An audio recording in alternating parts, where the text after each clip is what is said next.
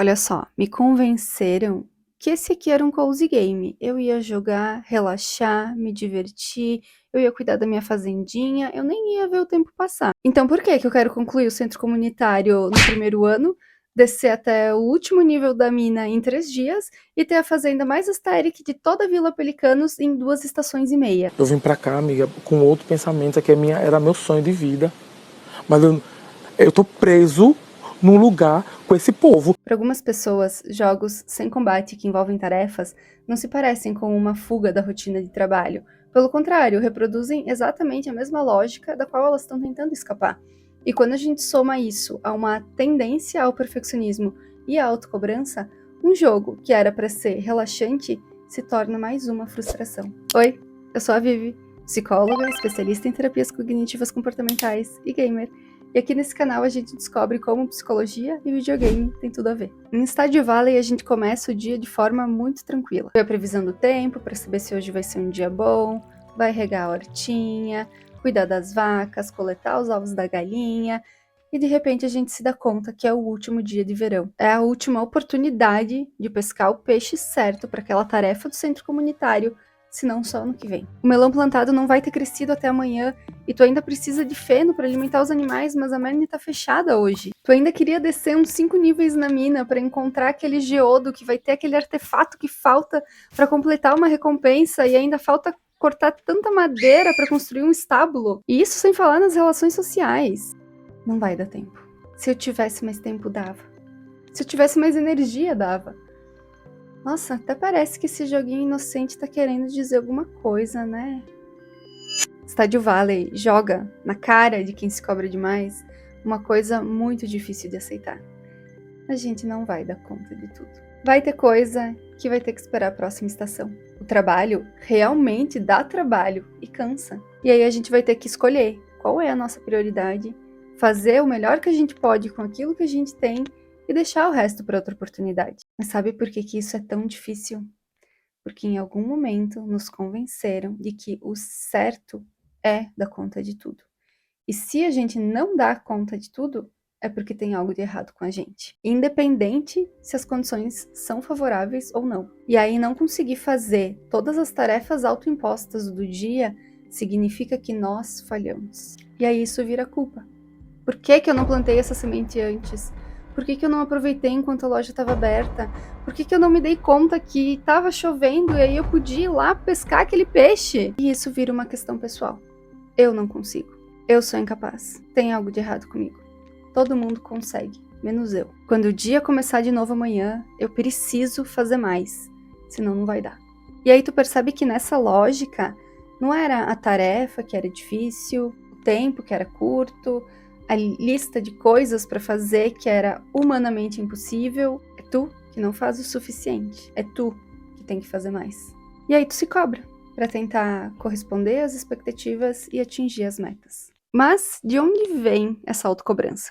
Stardew Valley começa com o avô no leito de morte, deixando para ti uma carta. Ele diz que um dia a vida moderna vai te esmagar, e quando isso acontecer, a fazenda vai estar lá te esperando. Ele é uma figura de autoridade, te dizendo o que tu precisa e o que vai te salvar. E tu passa o jogo inteiro tentando corresponder a isso. Tanto é que no final do segundo ano, ele literalmente aparece para te avaliar. E aí o jogo reproduz numa mecânica uma coisa que a gente vive de verdade na vida real. Quando a gente é criança, a gente encontra validação quando a gente impressiona os adultos ao nosso redor. E essa validação é muito importante. A gente quer que gostem de nós, a gente precisa que nos amem, é uma questão de sobrevivência. E aí isso faz da crítica uma coisa que a gente precisa muito evitar. Então a gente se esforça cada vez mais. A gente também aprende isso observando os nossos pais. Se eles têm altos padrões de exigência, a gente cresce achando que isso é normal. E hoje, cada vez mais, a gente carrega a ideia de que a gente tem que ser sempre a nossa melhor versão. E apesar de ser uma ideia muito bem intencionada, ela reforça a todo momento que o que a gente é hoje não é suficiente. E aí faz todo sentido que a gente tenha aprendido que se cobrar é uma forma de se proteger. Mas essa autocobrança com certeza te ajudou a chegar em muitos lugares em que tu tá hoje. Ela por si só não é ruim. O problema começa a aparecer quando os hábitos ficam rígidos e as expectativas se tornam irreais. Quando a gente se identifica tanto com o nosso desempenho, que o nosso valor passa a ser medido pelo quanto a gente consegue ou não atingir os nossos objetivos. Quando se sair mal em alguma coisa, traz uma sensação de ser inútil. Quando não entender algo de primeira, traz culpa e vergonha. Ou quando, mesmo fazendo algo com o máximo de cuidado, ainda parece que não está certo. E aí a gente passa a identificar o estresse, o controle, o autocontrole, como uma evidência de que a gente está se esforçando de verdade. Assim, a exaustão se torna estimulante. Não descansar significa que a gente está fazendo o nosso melhor. As consequências ruins do nosso esforço se tornam uma evidência de que a gente está fazendo o suficiente. E aí a nossa régua vai aumentando cada vez mais. Porque se a gente não chegou nesse nível de entrega pessoal, então significa que a gente tá fazendo pouco. Dentro do jogo, isso pode parecer assim: eu sempre tenho que falar com todos os personagens. Eu tenho que colocar fertilizante em todas as minhas plantações. Sempre que for descer na mina, eu preciso chegar o mais fundo possível. O certo é sempre buscar mais, plantar mais, ganhar mais. E aí repara nessas palavras: eu tenho que, eu devo, o certo é, eu sempre, eu nunca. São palavras que não deixam espaço para flexibilidade. A gente se sente literalmente obrigado, e aí o lazer também vira uma tarefa. E quando só tem espaço para deveres, não sobra espaço para os desejos. Mesmo que a gente queira jogar esse jogo, todos esses deveria começam a pesar, se tornar um fardo, e aí o jogo começa a irritar. Pode ser por isso que, para muitas pessoas, Stardew Valley ou qualquer outro jogo de simulação, gerenciamento, plantação, cuidado, não tem nada de relaxante. Mas dá para retomar a alegria que ficou presa debaixo dessa pilha de obrigações. Desenvolvendo uma coisa que na psicologia a gente chama de flexibilidade psicológica, entendendo que a gente é atravessado pelo nosso contexto. Nem tudo depende de nós. Isso significa que tu pode fazer tudo que está ao teu alcance, dar o teu melhor. E ainda assim, as coisas podem dar errado, porque isso não tem a ver contigo. E isso permite que a gente se adapte ao que é, e não ao que deveria ser. E aí é importante que a gente avalie quão possível é fazer isso que a gente está se propondo dentro das nossas capacidades do momento. Quão possível é completar o jogo no primeiro ano. Se a gente tem pouca experiência com jogos de decoração, qual é real a chance de que fique tudo lindo de primeira? Quando a gente não tem controle sobre as coisas que acontecem no jogo, porque as lojas têm hora para abrir, têm hora para fechar, às vezes chove, às vezes tem festival na praça, quanto de fato a evolução no jogo é só culpa da nossa capacidade. E aí isso nos leva a um lugar super importante, que é o de separar o resultado da tarefa do nosso valor. Sabe o que acontece em Stardew Valley quando tu termina um dia sem ter feito tudo o que tu tinha que fazer?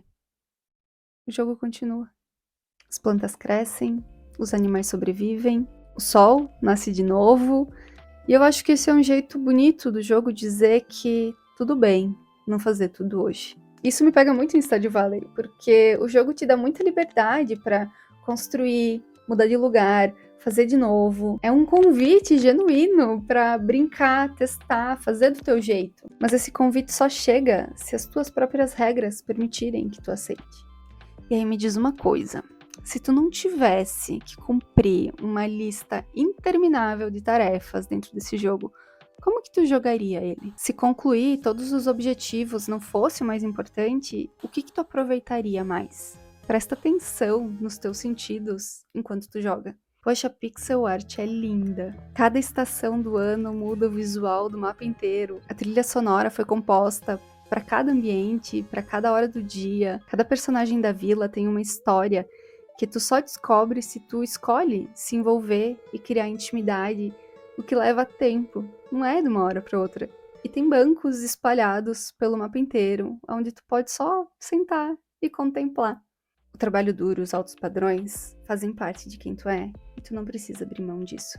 Mas o que o jogo tá te pedindo é que tu abra espaço para descanso, para diversão sem compromisso, para fazer as coisas no teu tempo. E aí eu acho que Stardew Valley pode ser um experimento muito legal para fazer as coisas com calma, errar, refazer, deixar para depois e perceber aonde que a autocobrança aparece. E aí ensaiar respostas diferentes para ela. Quem sabe levar um pouco disso pra vida também. Me conta aqui nos comentários. Cozy Game te relaxa ou também faz surgir uma autocobrança? E tem algum outro jogo em que tu percebe esse mesmo efeito? Se esse vídeo fez sentido pra ti, me deixa saber deixando um like, se inscreve no canal, ativa o sininho de notificações e a gente se vê na próxima.